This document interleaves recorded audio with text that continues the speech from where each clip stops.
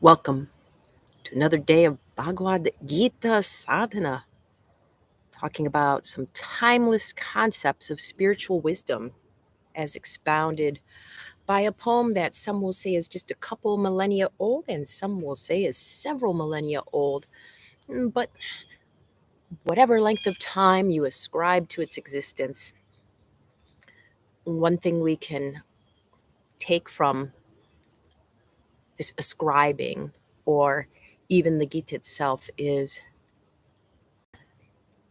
how much a long-term vision is necessary. We talked a bit about this on day 255, where I encouraged you to kind of take a more timeless view of your life. So, what I mean by that is in the Gita, we're talking about Arjun and Krishna, who are both embodied beings. But Krishna recognizes that there's something timeless within himself, and he identifies with the timeless, while Arjun's conundrums come from the time bound. And our view of time as humans is necessarily limited to our experience. Um, to a cat, my life is quite long. To a mayfly, I live in eternity. To a turtle, a sea tortoise, my life's not that long. And definitely to the sun, my life is like not even there. Ping.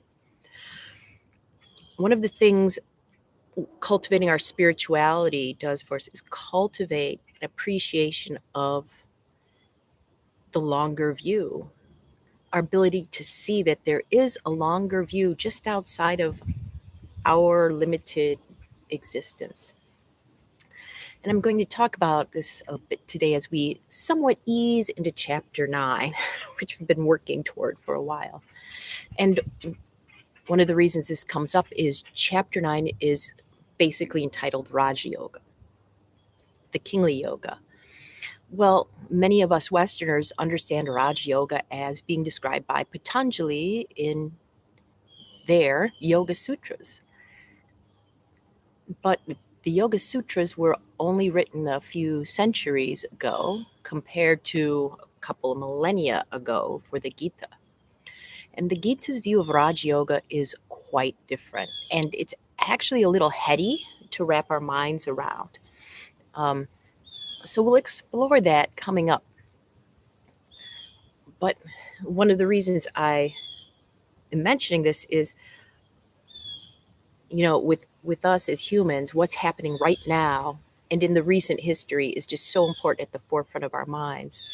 And it's easy to discount what's come before. Like, okay, this is, for example, in yoga, this is Raj Yoga. Well, this is the more modern version that we know, but there's a long history of it before that, that if you understand it, can inform your understanding of modern Raj Yoga better, or to put it in a way that more of you may relate to, if you don't know anything about the Yoga Sutras of Patanjali, that knowing about what happened a long time before you were born could affect how you live your life.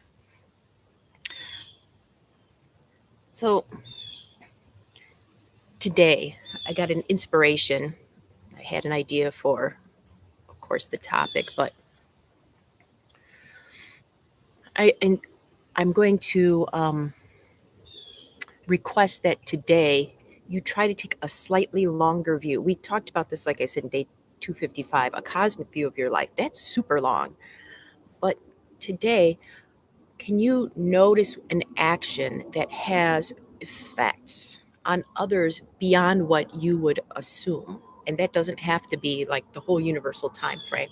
It can be you're doing an action for a second, but how does that impact others in the next hour, several hours, day, several days? And just like that, because many of us, maybe you don't, but I do, say things rashly or do things rashly, and it's done in a second, and then the impacts ripple out for a long, long time, and you go, man, I wish I could take that back.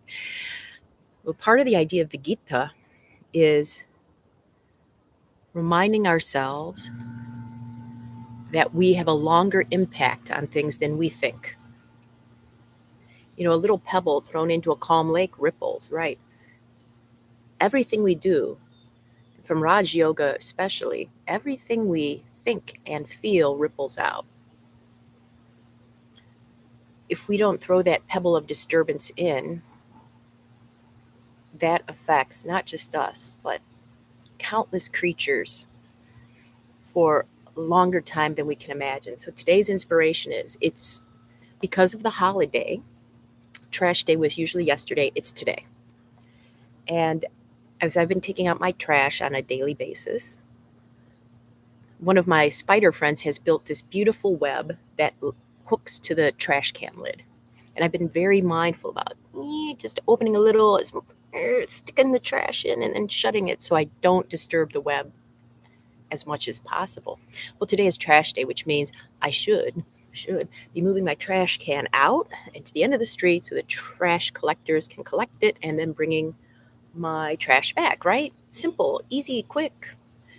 My trash is gone. Life is good. I don't have to worry about it stinking for a week if it gets warm again. But then I thought today, as I was going to move the trash can, what about that spider?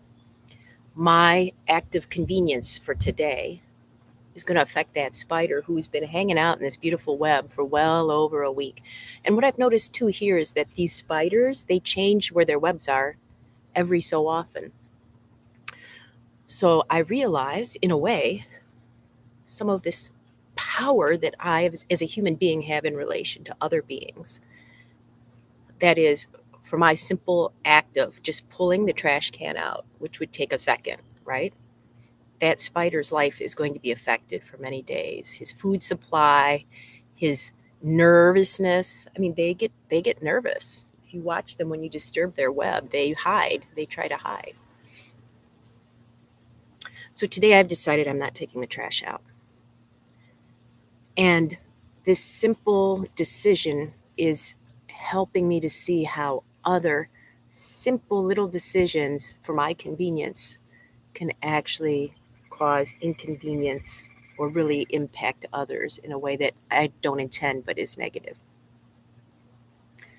So this is my encouragement today, just to notice, to once again, not a whole cosmic, like how is this affecting the whole universe, but a simple spider. And then the spider's life has consequences too for the garden and for its little spiderlings and all that. So today, and the spider will never know, right? This is a benevolent decision on my part with no praise from Mr. or Ms. Spider. Uh, that's my decision. So, can you make a hidden decision today that you realize affects others for a longer term? So, we'll see. We'll see how long Mr. Spider, Ms. Spider, the spider hangs out there and how many days, hours, seconds, weeks this decision impacts that co being on this planet. All right, I'm going to do my balance pose and I'm going to be very mindful of what I'm stepping on today, let me tell you, so I don't step on any other beings.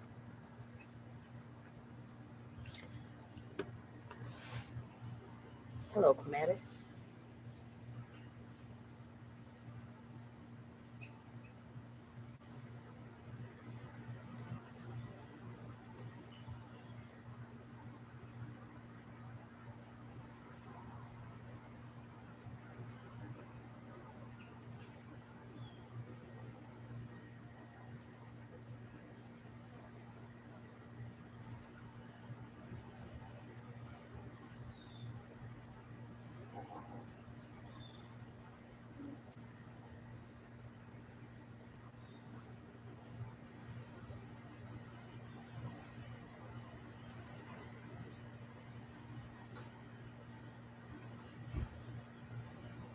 Switch sides.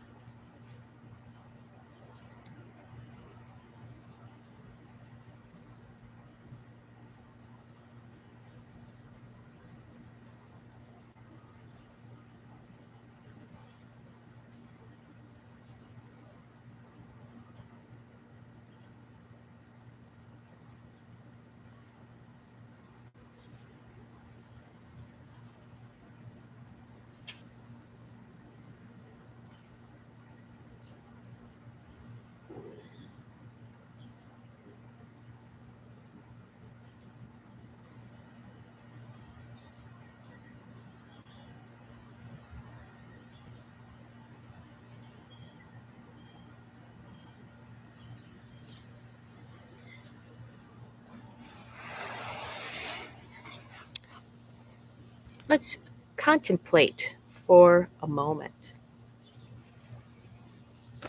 Well, 5 minutes of moments.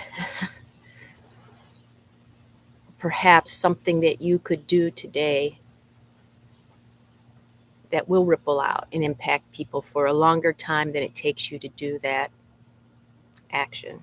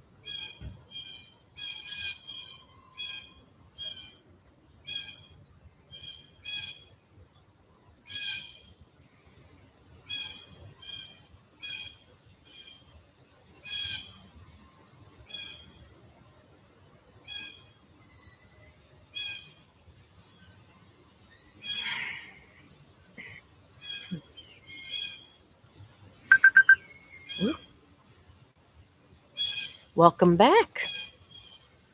I wonder how that went for you. It was very interesting for me. If one takes a very simplistic look at the idea of karma, one could say that perhaps by doing these things, we inspire some other being in the future to become compassionate with us at a moment when we need it most. And today's practice is dedicated to a woman from over 20 years ago. I was in downtown Cleveland as a young person, and this older woman, older than I am now, just came up to me as I was waiting for the bus and said, "You're beautiful," and kept going. That couple of seconds from over 20 years ago still ripples through my life. You have an impact. Embrace it. Maybe share about it if you'd like, and we'll see what happens tomorrow. Until then,